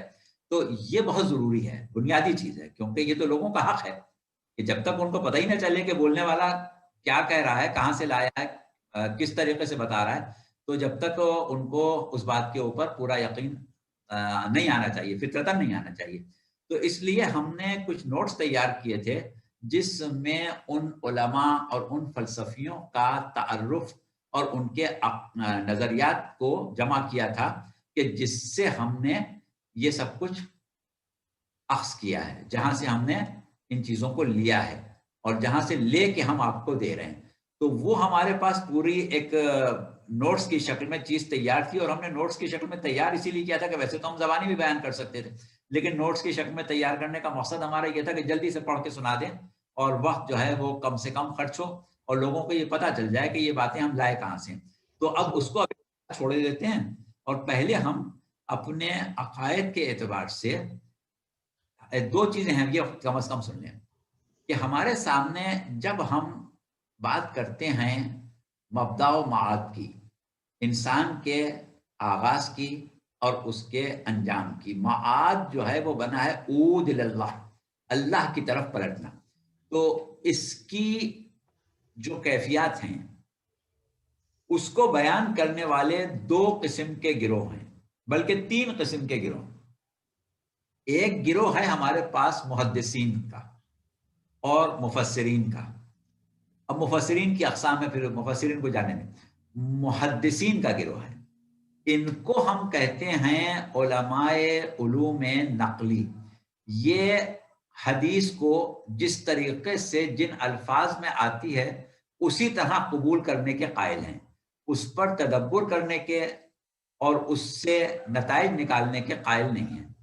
और मुफस्सिरीन में भी एक गिरोह उनका है कि जो आयत के ज़ाहिरी मानों के ऊपर इक्तिफा करते हैं और उस पर तदब्बुर करने की, उसमें से नुकात निकालने की ज़रूरत नहीं समझते। वो समझते हैं कि बस जो अल्लाह ने कह दिया है हमने मान लिया, अब हमें सोचने की ज़रूरत नहीं है इसके बारे में। अब अल्लाह ने कह दिया रूह, हमने मान लिया रूह, अब हम सोचने बैठे हैं रूह कैसी है, क्या करती है, कैसे उसके अख्तियारात हैं, दुनिया में वो क्या कर रही है, बरज़ख में क्या करेगी, आखिरत में क्या होगा, हमें कुछ चक्कर में पड़ने की ज़रूरत नहीं है, बस हमने सुन लिया, मान लिया, बस हमारे लिए काफ़ी। एक गिरोह हुआ है, इसको हम मुहद्दिसीन का गिरोह कहते हैं। इनकी गुफ्तगू एक अलग अंदाज की होती है। उसके बाद हमारे पास एक गिरोह है मुतकल्लिमीन का। मुतकल्लिमीन हम उन लोगों को कहते हैं कि जो इल्म कलाम के माहिरीन हैं। और इल्म कलाम, जैसा कि अभी हमारी गुफ्तगू हो रही थी कि कलाम इलाही क्या है, वो फिर एक तफसीली बहस है, उस पर नहीं जाएंगे। इल्म कलाम हम उस इल्म को कहते हैं जिसमें तौहीद को समझा जाए और तौहीद के ज़ैल में बाकी क्योंकि अकायद आते हैं तो उनको समझा जाए, और वहाँ पर तदब्बुर और अक्ली जवाज़ तलाश करने की गुंजाइश निकाली जाती है। लेकिन उस वक्त भी, या मुतकल्लिमीन के नज़दीक भी, जो हमारी फ़िक्र है उसकी परवास को बहरहाल कुछ हुदूद का तयन करके दिया जाता है कि इससे आगे नहीं जाना है। उसके बाद एक तीसरी किस्म है जो फ़लसफ़ियों की या हकीमों की, जिसको हम हुक्मा या फ़लसफ़ी कहते हैं। अब हुक्मा और फ़लसफ़ी जो हैं वो इतना ज़्यादा तदब्बुर के कायल हैं कि वो कहते हैं कि जो कुरान में और हदीस में है इससे सिर्फ इल्मुल यकीन हासिल होता है, हमें हक़्क़ुल यकीन चाहिए, और हक़्क़ुल यकीन तक पहुंचने के लिए हम तदब्बुर करेंगे। अल्लाह ने हमें हुक्म दिया है गौर और फिक्र करने का, दिमाग दिया है तो हम तो करेंगे, और उसके बाद हम नताइज निकालेंगे। हम जो आपसे गुफ्तगू करेंगे और कर रहे हैं ये सारी की सारी फ़लसफ़ी नुक्ता नज़र से कर रहे हैं। और अगर हम इसको फ़लसफ़ी नुक्ता नज़र से करने के बजाय मुतकल्लिमीन के नुक्ता नज़र से करें या मुहद्दिसीन के नुक्ता नज़र से करें तो उसमें थोड़ी तब्दीली आ जाएगी। हमारे सामीन दरअसल आदी हैं मुहद्दिसीन वाले नुक्ता नज़र के, फ़लसफ़ियों वाले नुक्ता नज़र के आदी नहीं हैं, इसलिए हमें थोड़ा सा आदत डालने के लिए दरमियान में काम करना पड़ रहा है और मुश्किल उठाना पड़ रही है। तो अभी हम बरज़ख का तज़किरा करते हैं और इसमें हम मुकम्मल तौर से फ़लसफ़ी अक़ीदे को नहीं बल्कि किसी हद तक मुतकल्लिमीन या मुहद्दिसीन के बयानात और उनके नज़रियात को भी शामिल करेंगे, और उसके बाद गुफ्तगू को इंशाअल्लाह आगे बढ़ाएंगे। फिर जब सवालात हो जाएंगे और हम अपना वो मतमय नज़र बयान कर देंगे कि हम कहाँ से ले रहे हैं, तो फिर हम इंशाअल्लाह और वाज़े तौर पर इसको फ़लसफ़ियों के नुक्ता नज़र के बुनियाद पर बयान कर देंगे। तो अब सूरत यह है कि हम हर एतबार से, यानी किसी भी नुक्ता नज़र पर नहीं जा रहे हैं, दरमियान में आ गए। मौत का वाक़ होना दरअसल उस तसल्लुत का ख़त्म होना है जो रूह का जिस्म पर है। अब रूह का जिस्म पर से जब तसल्लुत ख़त्म हो गया तो जिस्म जो है वो एक ऐसी चीज़ बन गया कि जो सिर्फ मादा है और उसके ऊपर रूह का तसल्लुत मुकम्मल तौर से ख़त्म हो गया है। यहाँ पर एक चीज़ और थोड़ी सी वजाहत के लिए तलब है, वो ये कि तसल्लुते रूह जो जिस्म पर है उसके 3 दर्जात बयान किए जाते हैं। पहला और कवी तरीन दर्जा वो है कि जो इंसान चाको चौबंद होता है और बिल्कुल बहाल होता है, उस वक्त उसके और जिस्म के और रूह के दरमियान होता है। उस वक्त तमाम मज़ाहिर रूह जो हैं वो मुकम्मल तौर से काम कर रहे होते हैं। दूसरा दर्जा नींद या बेहोशी के आलम में होता है कि کہ جس میں نظام ہائے جسم تو چل رہے ہوتے ہیں لیکن محسوسات اور تفکرات جو ہیں وہ کام نہیں کر رہی ہوتی ہیں. اور تیسرا ایک انتہائی خفیف تعلق ہوتا ہے جو مرنے کے بعد ہوتا ہے، لیکن وہ اس وقت تک رہتا ہے جب تک کہ جسم بحیثیت جسم باقی رہے. جب جسم گل سڑ گیا، خاک ہو گیا، راکھ ہو گیا، مٹی ہو گیا، ختم ہو گیا، دوسرے کا جسم بن گیا، تو پھر وہ تعلق ہے مکمل طور سے ختم ہو جاتا ہے. اچھا، اب یہ ہم تعلق کا ختم ہونا جو بات کر رہے ہیں وہ اس تعلق کے ختم ہونے کو کر رہے ہیں جس کو ہم موت کہتے ہیں. یعنی اب روح اپنے جسم سے اس طرح الگ ہو گئی ہے کہ وہ اس جسم کے اوپر کسی قسم کا تسلط یا کسی قسم کے اختیار سے باہر چلی گئی. اب کیونکہ روح جو تھی وہ حقیقت وجود تھی، لہذا تسلسل حیات باقی ہے.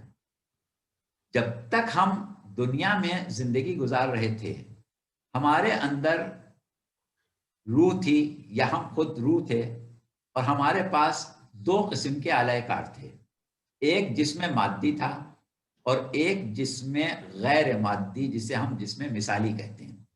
دنیا میں کیونکہ جس مادی کی ضرورت تھی، مادی دنیا میں تھے، اس لیے مادی جسم کو ہم استعمال کر رہے تھے، اور غیر مادی جسم جو ہے اس سے بالکل لا تعلق تھے، اس کو ہم نہ محسوس کر رہے تھے نہ اسے استعمال کر رہے تھے، سوائے اس کے کہ جب ہم کبھی خواب دیکھتے تھے تو اس میں ہم اپنے آپ کو ایک غیر مادی جسم میں دیکھتے تھے جس کی طرف ہم نے کبھی توجہ نہیں دی. اب مرنے کے بعد اسی جسم میں ہمیں عالم برزخ میں زندگی گزارنا ہے، جس کے بارے میں امام کا قول یہ ہے کہ اگر تم اپنے جسم مثالی کو دیکھ لو یا کسی شخص کے جسم مثالی کو دیکھو تو تمہیں وہ شخص ہی نظر آئے گا، بالکل اسی کی شکل نظر آئے گی. اور اس کی مثال یہ دی کہ اگر ایک شخص آئینے کے سامنے کھڑا ہو جائے تو آئینے میں جو اس کی شبیہ بنے گی، اگر اس شبیہ کو شعور دے دیا جائے تو وہ جسم مثالی ہے. یعنی مادہ نہیں ہے لیکن صورت ہے. اور ایک فلسفے کا مسئلہ ہے کہ وجود جو ہے اس کا تشخص صورت سے ہوتا ہے، مادے سے نہیں ہوتا. وجود کا تشخص صورت سے ہے، مادے سے نہیں ہے. جیسے مثال کے طور پر آپ ہم کو دیکھ رہے ہیں کہ ہم کرسی پر بیٹھے ہیں. اچھا، اب آپ یہی کہیں گے کہ وہ صاحب کرسی پر بیٹھے تھے، لیکن اگر آپ نے ہمیں خواب میں دیکھا اور دیکھا کہ ہم کرسی پر بیٹھے ہیں تو بھی آپ یہی کہیں گے کہ ہم نے دیکھا وہ کرسی پر بیٹھے تھے. تو کرسی کا لفظ آپ کیوں استعمال کر رہے ہیں؟ اس لیے کہ جس چیز پر بیٹھے تھے اس کی صورت کرسی کی تھی، مادے سے آپ کو سروکار نہیں ہے. آپ میں دیکھا یہاں اسکرین پر کرسی دیکھ رہے ہیں، اس میں کوئی مادہ نہیں ہے لیکن صورت ہے، تو صورت کے اعتبار سے ہم اس کو کرسی کہہ رہے ہیں. سبحان اللہ، سبحان اللہ. کچھ بھی ہو یا نہ ہو اس سے فرق نہیں پڑتا. تو وجود جو ہے وہ اپنی صورت سے مشخص ہوتا ہے. تو صورت کیونکہ ہماری وہی ہے، اور جس کو ہم حقیقت وجود کہتے تھے وہ بھی وہی ہے، اس لیے ہم بقائے حیات اور تسلسل حیات کے قائل ہیں. ہم سمجھتے ہیں کہ ہم زندہ ہیں، زندگی گزار رہے ہیں. ہمارے احساسات، ہمارے جذبات، ہمارے محسوسات جو ہیں وہ پہلے سے زیادہ قوی ہو گئے ہیں. پہلے سے زیادہ قوی کیوں ہو گئے ہیں؟ اس لیے کہ مادہ جو ہے وہ محسوسات کی قوت میں بعض اوقات حائل ہوتا ہے اور قوت احساس کو کم کر دیتا ہے. اسی طریقے سے مادے اور اعصاب میں یہ صلاحیت ہوتی ہے کہ وہ کسی چیز کے احساس کو بڑھا دیں یا محسوس کریں. جیسے مثال کے طور پر ہماری زبان ہے، زبان میں یہ صلاحیت ہے کہ جب کوئی چیز زبان پر رکھی جائے تو ہمیں ذائقے کا احساس ہو جائے گا، لیکن وہی چیز ہاتھ پر رکھیں تو ذائقے کا احساس نہیں ہوگا. اسی طریقے سے زبان میں ذائقوں کی جو شدت ہے اس کے بھی مقامات قدرت نے رکھے ہیں. ایک کھٹی چیز جو ہے وہ زبان کی نوک کے اوپر بہت زیادہ کھٹی لگے گی آپ کو، جبکہ زبان کے پچھلے حصے میں نہیں لگے گی. اسی طریقے سے کڑوی چیز جو ہے وہ زبان کے پچھلے حصے میں جا کے محسوس ہوگی، سامنے نہیں محسوس ہوگی. کڑوا بادام آپ کھا کے جب نگلیں گے تب پتہ چلے گا کڑوا تھا. سبحان اللہ. کی جو صلاحیتیں ہوتی ہیں ان کا تعلق جسم کے اعصاب سے ہوتا ہے، اور جسم کے مادے میں ہر جگہ ایسی چیز نہیں ہوتی. لیکن جب ہم روح سے محسوس کر رہے ہیں، غیر مادی جسم سے محسوس کر رہے ہیں، تو سارے احساسات قوی ہو جاتے ہیں. پھر زبان کی نوک یا زبان کے پچھلے حصے کا فرق نہیں پڑے گا. پھر اگر ہمیں شدت کھٹائش کی محسوس ہونا ہے تو وہ ہر طرح محسوس ہوگی، کوئی خاص جگہ سے محسوس نہیں ہوگی. تو اس وجہ سے مرنے کے بعد احساسات قوی ہو جاتے ہیں. لیکن وہی والی بات جو ابھی ہم نے کہی کہ نہ سب زندہ ایک جیسے ہیں نہ سب مردے ایک جیسے ہیں. جس طرح زندہ الگ الگ ہیں، الگ الگ قوتوں کے، الگ الگ صلاحیتوں کے، الگ الگ اہلیتوں کے، الگ الگ ملکات کے حامل ہیں، اسی طرح مردوں کا بھی ہے. تو اب ہم جب ایک مرتبہ روح کو اس طریقے سے اپنی یعنی اپنی حقیقت وجود کو جسم سے آزاد محسوس کرتے ہیں، اس کے لیے ہم ایک لفظ استعمال کرتے ہیں تجرد، یعنی خالی ہونا. اب ہماری روح جو ہے وہ ایک وزن سے خالی ہو گئی. جیسے آپ ایک وزن اٹھائے ہوئے ہیں، پیٹھ کے اوپر ایک اناج کا بورا لاد کے چل رہے ہیں. جب وہ بورا آپ اتار دیں گے تو آپ کو بہت ہی سکون ملے گا، ایسا لگے گا کہ آپ ہلکے پھلکے ہو گئے.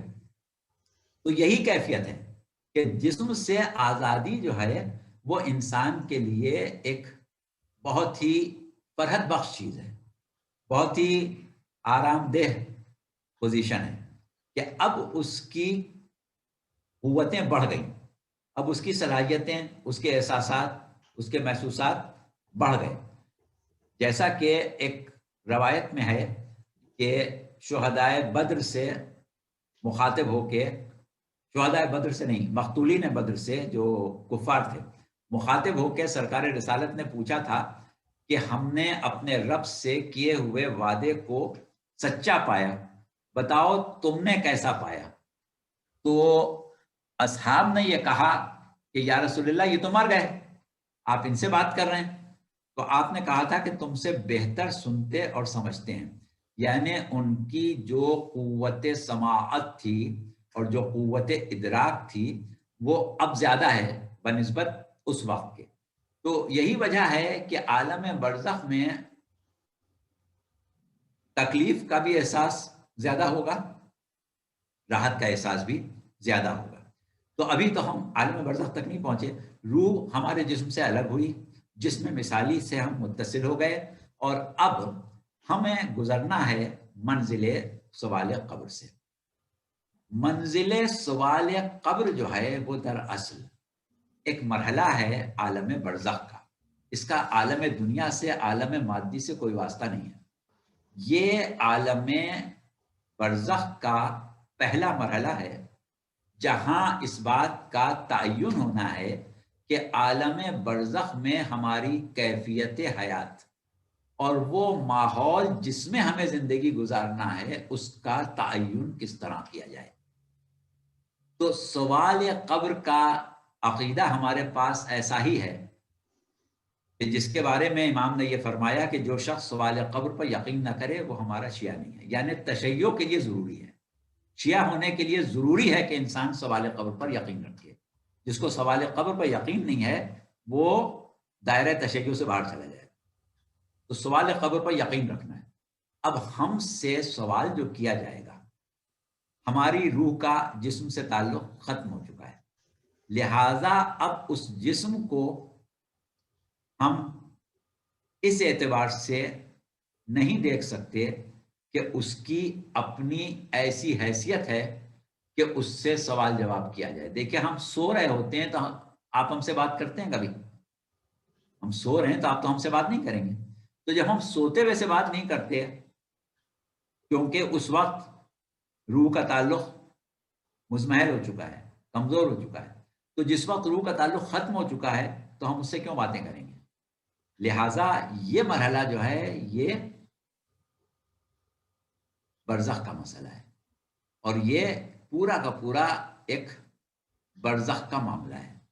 یہاں پر ہمارے یہاں عموماً یہ غلط فہمی پائی جاتی ہے کہ سوال جو ہیں، اور بہت سی روایات ہمیں ایسی ملتی ہیں، آپ نے سنی ہوں گی، پڑھے ہوں گے، ہمارے سامعین ابھی سوال بھی کریں گے کہ صاحب ہم نے تو یہ سنا ہے کہ مردہ قبر میں اٹھ کے بیٹھتا ہے اور اس کے بعد فرشتے اس سے پوچھتے ہیں، پھر آدھے جسم میں جو جان ہوتی ہے اس کے مطابق وہ باتیں کرتا ہے، پھر اس کے بعد فرشتے چلے جاتے ہیں، سرانے مولا تشریف لے آتے ہیں، اس کو تسلی دیتے ہیں، اس کو دلاسا دیتے ہیں اگر وہ مومن ہے، اور مومن نہیں ہے تو پھر قہر اور غضب کی کیفیت اور خوف کی کیفیت اس کے اوپر طاری ہو جاتی ہے، وغیرہ وغیرہ. یہ سب روایات اپنی جگہ بالکل صحیح ہیں، اس کا انکار نہیں ہے، سب صحیح. لیکن اس کا عملی اطباق کیا مادی ہے یا غیر مادی، یہ مسئلہ کھڑا ہو. تو ہم جن ماخذ سے بات کر رہے ہیں ان کے مطابق غیر مادی ہے، یعنی وہ جسم اسی طرح پڑا ہوتا ہے. ایک زمانے میں ایران میں ایک جماعت پیدا ہوئی تھی جس نے سوال قبر کا انکار کیا تھا، اور انہوں نے اس سلسلے میں جو اپنی بات کا جواز پیش کیا تھا وہ یہ تھا کہ ہم نے یہ تجربہ کیا کہ مرنے والے کو قبر میں بند کرنے سے پہلے اس کے منہ میں روئی ٹھونس دی، اور اس کے بعد دوسرے دن ہم نے قبر کھود کے جب مردے کو دیکھا تو ویسے ہی اس کے منہ میں روئی جو تھی وہ موجود تھی. اگر اس نے گفتگو کی ہوتی تو وہ روئی اس کے منہ سے نکل جاتی، لیکن اس کے منہ میں روئی تھی، اس کا مطلب یہ کہ اس نے کوئی سوال جواب اس سے نہیں ہوئے ہیں. تو یہ تصور اور یہ مسئلہ کیوں پیدا ہوا؟ اس لیے کہ وہ یہ سمجھ رہا تھا کہ ہم جسم سے بات کریں گے. جسم سے بات کرنے کی ضرورت نہیں ہے، بلکہ برزخ جو ہے اس کو سمجھانے کے لیے جو ہادیان برحق نے مثالیں دی ہیں وہ عالم رویا کی دی ہیں، خواب کی دی ہیں، کہ تم خواب دیکھ رہے ہوتے ہو اور خواب میں گفتگو کر رہے ہوتے ہو، خواب میں باتیں کر رہے ہوتے ہو، خواب میں بحث مباحثہ کر رہے ہوتے ہو، خواب میں اپنے جذبات کا اظہار کر رہے ہوتے ہو، تقاریر کر رہے ہوتے ہو، لیکن نہ تمہارے لب ہلتے ہیں، اور ہلیں بھی تو اتنے نہیں ہلتے کہ جس سے وہ آواز پیدا ہو جو تم خواب میں اپنے حساب سے پیدا کر رہے ہو. تو عالم برزخ جو ہے وہ بالکل اسی طرح ہے کہ ہم گفتگو کر رہے ہیں، ہم بات کر رہے ہیں، ہمیں یہی محسوس ہو رہا ہے کہ ہم بات کر رہے ہیں، لیکن کیونکہ عالم برزخ میں کر رہے ہیں لہٰذا وہ عالم برزخ کی ہی کیفیت میں شمار ہوگا، مادی کیفیت اس میں بالکل نہیں ہوگی. لیکن یہاں پر ایک باریک نقطہ ہے جس پر ہم گفتگو ختم کیے دیتے ہیں کیونکہ ساری گفتگو تو ایک دن میں نہیں ہو پائے گی. وہ یہ ہے کہ یہاں پر دو نظریات ہیں. پہلی چیز تو یہ ہے کہ عالم برزخ میں ہی صحیح مردہ جواب دے گا سوال کا. جب اس سے کہا جائے گا کہ تیرا رب کون ہے تو وہ اس کا جواب دے گا یا نہیں دے پائے گا. اس سے کہا جائے گا تیرا دین کیا ہے تو وہ اس کا جواب دے گا یا نہیں دے پائے گا. اس سے کہا جائے گا کہ تیرا رسول کون ہے، تیرا کعبہ کون، تیرا قبلہ کیا ہے، تو یا تو وہ جواب دے گا یا نہیں دے پائے گا. دے گا اس صورت میں کہ جب دنیا میں اس کا عقیدہ درست رہا ہو، اور اگر دنیا میں اس کا عقیدہ درست نہیں تھا تو وہ جواب نہیں دے پائے گا. یہ ایک عام عقیدہ ہے اور اس میں کوئی حرج بھی نہیں. لیکن وہ لوگ کہ جو خالصتاً فکری اعتبار سے اس معاملے کو دیکھتے ہیں وہ یہ کہتے ہیں کہ قبر کے سوال و جواب کا مقصد اس مقام کا تعین ہے کہ جو عالم برزخ میں ملنا ہے، تو اس کا تعلق ایمان سے ہے نہ کہ عقیدے سے. ہم سے کہا جائے کہ آپ کا رب کون ہے تو ہم کہیں کہ اللہ جل جلالہ خدائے وحدہ لا شریک ہمارا رب ہی تو ہمارا عقیدہ ہے، لیکن اس کی وحدانیت پر ہمارا ایمان کیفیت قلبی جو ہے وہ کیا ہے، ہم نے اللہ کو جگہ کتنی دی ہے اپنے قلب میں، یہ ہم زبان سے نہیں کہہ سکتے، یہ ہمارے قلب کی کیفیت ہے. تو ملائکہ مقربان کو اللہ نے یہ صلاحیت دی ہے کہ انہیں ضرورت نہیں ہے کہ وہ ہمارے جواب کا انتظار کریں یا ہماری زبان سے کہیں بھی بات پر یقین کریں. وہ تو ہماری کیفیت قلب دیکھ لیں گے کہ ہمارے دل میں اللہ کی گنجائش کتنی ہے ہمارے دل میں اللہ کے علاوہ اور کتنوں کی ربوبیت ہے. ہم دولت کے کتنے بندے ہیں, ہم شہرت کے کتنے بندے تھے, ہم خواہشات کے کتنے بندے تھے, کتنے پرسنٹیج ہمارے اندر اللہ کی بندگی کی تھی, وہ فرشتے دیکھ لیں گے اور اسی کے مطابق ہمارا مقام برزخ جو ہے اس کا تعین کریں گے. یہ نہیں ہے کہ ہم منہ سے کہیں کہ ہم تو صرف اللہ کے بندے ہیں اور فرشتے مان لیں. فرشتے ہماری کیفیت قلب دیکھیں گے کہ ہم کتنے پرسنٹ اللہ کے بندے تھے. ہم کہیں ہمارا دین اسلام ہے اور فرشتے مان لیں, ایسا نہیں ہوگا, بلکہ فرشتے تو یہ دیکھیں گے کہ دین اسلام سے ہمارا تعلق دنیا میں تھا کتنا, کس حد تک ہم مسلمان تھے. ہم کہہ دیں کہ ہمارے امام فلاں ہیں اور فرشتے مان لیں کہ ہاں بھائی یہ فلاں کا ماننے والا ہے, ایسا نہیں ہے. ہماری کیفیت قلبی میں ان کو ماننے کے اثرات کتنے ہیں وہ اس کو دیکھیں گے. یہ ایک دوسرا نظریہ ہے, اور ہم یہ سمجھتے ہیں کہ یہی حقیقت اور صحیح ہے کہ ہماری کیفیت قلب دیکھی جائے گی. ورنہ دنیا میں ہم ساری واحیات باتیں کرتے رہیں اور قیامت قبر میں ہم نے کھٹا کھٹ کلمہ سنا دیا اور پتہ چلا کہ چلے ہو گئی نہیں جاتا. ایسا نہیں ہونا ہے. تو یہاں تک ہم پہنچ گئے سوال قبر تک. سوال قبر اور تعین مقام کے بعد جب ہماری حیات برزخ کا آغاز ہو رہا ہے تو وہ آغاز ایک ایسی زندگی کا آغاز ہے کہ جو اس عالم میں ہے کہ جہاں پر وقت نہیں ہے, جہاں پر مادہ نہیں ہے, لیکن وہ عالم باقی تمام چیزوں میں اس عالم دنیا سے اتنا مشابہ ہے کہ ہم اسے عالم مثالی کہتے ہیں. یعنی اگر ہم کسی طریقے سے عالم برزخ میں پہنچ جائیں یا عالم برزخ کو دیکھ لیں تو وہ ایسی ہی دنیا ہم کو نظر آئے گی جیسی دنیا میں ہم رہ رہے ہیں. اس کی وسعتیں بہت زیادہ ہوں گی لیکن کیفیات دیکھنے میں, مادے میں نہیں, دیکھنے میں ویسی ہوں گی. یہاں پر ہم آج گفتگو کو ختم کیے دیتے ہیں اور اس کے بعد پھر ہم بتائیں گے کہ زندگی یہ برزخ کس طرح گزرے گی, کن لوگوں کا برزخ کیسا ہوگا, کون لوگ وہاں جہنم برزخی میں ہوں گے, کون لوگ وہاں جنت برزخی میں ہوں گے, اور کون لوگ وہ ہوں گے جن کو احساس حیات ہی نہیں ہوگا بلکہ ایسا لگے گا جیسے سو رہے ہیں. تو یہ پھر انشاءاللہ اگلی نشست میں رکھیں. اچھا, تو دو سوال تو فوری طور پہ دماغ میں آ رہے ہیں جو ابھی آپ نے گفتگو کری اس کے بارے میں. اگر آپ اجازت دیں تو میں پوچھ لوں جلدی جلدی اس کے جواب اگر آپ دے دیں. تو پہلا سوال یہ ہے کہ یہ جو نماز وحشت قبر ہے وہ بیسیکلی نماز وحشت برزخ ہے, وہ کی پہلی منزل. بالکل صحیح کہا آپ نے. ہم جب لفظ قبر استعمال کرتے ہیں, سوال قبر, عذاب قبر, وحشت قبر, تو وہاں پر قبر سے مراد ہمیشہ ہماری عالم برزخ ہوتا ہے. کیونکہ دیکھیے ہر شخص تو قبر میں دفن نہیں ہوتا نا. کتنے لوگ جل کے مر جاتے ہیں, کتنے حادثے میں مر گئے, راکھ ہو گئے, کتنے لوگوں کو جانور کھا گیا, مگرمچھ نکل گیا, بھیڑیا کھا گیا. تو اب ان کی قبر تو نہیں ہے, وہ عالم برزخ میں ہی پہنچ جاتے ہیں, فوری طور سے عالم برزخ میں پہنچ جاتے ہیں. اچھا, تو لیکن پھر جو مردہ جو اٹھایا جائے گا قبر سے, وہ تو قبر سے اٹھایا جائے گا نا مردہ, نہیں؟ مردہ وہاں سے اٹھایا جائے گا جہاں پر بظاہر وہ جانے کے بعد ہماری نظروں سے یا ہمارے عالم سے باہر چلا گیا.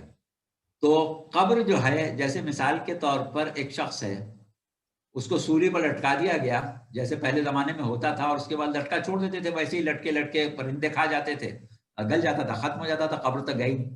اب جب وہ محشر میں اٹھے گا تو ظاہر ہے اس کی تو قبر ہے نہیں نا. اچھا, وہیں یہاں سے ٹھیک ہے ٹھیک ہے ٹھیک ہے, ایک منٹ رک جائیے نا. تو اس کا مطلب یہ ہوا کہ جب میں قبر پہ جا کے پھول چڑھا کے فاتحہ خوانی اور قرآن پڑھ رہا ہوں بیٹھ بیٹھ کے, اور شب برات کو جا رہا ہوں, ساری ساری رات اگربتیاں جلا رہا ہوں, تو وہ تو مجھے تو وہاں جلانی چاہیے اگربتی. اس طرح گورے کرتے ہیں کہ جہاں ایکسیڈنٹ ہوا وہاں پھول لگاتے ہیں, وہ آ کے وہاں پہ سلیب لگاتے ہیں جہاں پہ ایکسیڈنٹ ہوا تھا, بندہ مرتا ہے جہاں ان کا, یا بچے کا انتقال اگر ہوا تو اس کی فٹ بال کی کٹ لا کے وہ لگا دیتے ہیں وہاں وغیرہ وغیرہ. تو یہ تو زیادہ قریب ہوگا اس کا مطلب اس بات سے, جیسے کہ میں قبر میں جاؤں, انتقال میری امی کا امریکہ میں ہوا, قبر ان کی پاکستان میں, میں قبر میں جا کے قبر پہ جا کے ان کی فاتحہ پڑھ رہا ہوں اور اگربتیاں جلا رہا ہوں. سمجھ رہے ہیں آپ میرا؟ ہاں نہیں, مقصد آپ کے کہنے کا یہ ہے کہ ہم اپنے گھر میں بیٹھ کے اگر فاتحہ پڑھتے ہیں, یا آپ امریکہ میں بیٹھ کے فاتحہ پڑھ رہے ہیں کسی ایسے مرحوم کے لیے جس کا انتقال پاکستان میں ہوا ہے, تو اس سے کوئی فرق نہیں پڑنے والا ہے, چاہے آپ وہاں پڑھیں اور نہیں, چاہے اس کی بات نہیں کر رہا میں, فاتحہ پڑھنے کی بات نہیں کر رہا مولانا. میں تو اس طرح بھی کہہ رہا ہوں کہ بندہ جو جس آدمی کا انتقال ہوا ہے وہ جہاں پہ انتقال ہوا ہے وہاں سے اٹھایا جائے گا, قبر سے نہیں اٹھایا جائے گا, یہی آپ نے فرمایا نا. نہیں، جہاں پر انتقال ہوا ہے وہاں سے اٹھایا جائے گا ہم نے نہیں کہا. ہم نے یہ کہا کہ جہاں تک ہم نے اس کو دیکھا، یعنی آخر وقت تک ہم نے اس کو اچھا قبر میں، قبر تک دیکھا، ٹھیک ہے، یا آخر وقت تک ہم نے اس کو سولی پر دیکھا، یا آخر وقت تک ہم اس کو مگرمچھ کو نگلتے دیکھا، یا قبر میں دیکھا. کیونکہ اس کے آگے ہم بات اگر کریں گے تو وہ سمجھ میں نہیں آئے گا، اس لیے اس طریقے سے سمجھایا گیا. صحیح ہے، ٹھیک ہے. اچھا، اور اگلا سوال جو تھا وہ آخری سوال یہ تھا کہ تو میری نماز سے نکل گیا. چلیے، اچھا بھائی، کسی کے پاس اور سوال ہے ابھی کرنے کا، یا اس موضوع پہ اگلی دفعہ سوال اٹھائیں گے ہم لوگ؟ آپ لوگوں کے مائک کھلے ہوئے بائی دا وے، ورنہ اس کو ختم کریں. آلریڈی آپ لوگوں کو آئے ہوئے 2 گھنٹے ہو گئے، اور میں ایک دفعہ پھر معذرت چاہتا ہوں کہ شروع ہونے میں ذرا دیر لگ گئی ہمیں. اگلی دفعہ ہم کوشش کریں گے کہ یہ مسئلہ جو ہے وہ ہم آپ لوگوں کے آنے سے پہلے ہی اس کو حل کر لیں. تو اگر کوئی سوال نہیں ہے تو پھر ہم شکریہ ادا کرتے ہیں مولانا صاحب کا کہ بہت بہت شکریہ، آپ نے ان تمام سوالات کا بہت سیر حاصل جواب دیا اور اپنا قیمتی ٹائم بھی ہم کو دیا. اور انشاءاللہ اگلے پروگرام میں ہم اس موضوع پہ سوالات کریں گے، اور اس سوالات کے بعد جو اگلا مرحلہ ہے برزخ کا، قبر کے بعد، اس پہ بات کریں گے. تو بہت بہت شکریہ مولانا، انشاءاللہ آپ سے پھر ملاقات ہوگی جلد. اچھا پروفیسر صاحب، بہت بہت شکریہ. آپ ہمیں بڑا اچھا موقع فراہم کرتے ہیں کہ آپ کے سامعین جو ہیں وہ بہت سی چیزوں سے اور بہت سے اشتباہات سے باہر آ جائیں، بہت کافی ان کے علوم میں اضافہ ہو جائے. بس دعا کریں کہ ہم اس فریضے کو اسی طرح انجام دے سکیں جو اس کا حق ہے، اور انشاءاللہ ملاقات ہوتی رہے گی. بہت بہت شکریہ. اچھا، خدا حافظ، فی امان اللہ. خدا حافظ. خواتین حضرات، آپ کا بہت بہت شکریہ. آپ سے ملاقات ہوگی انشاءاللہ بہت جلد.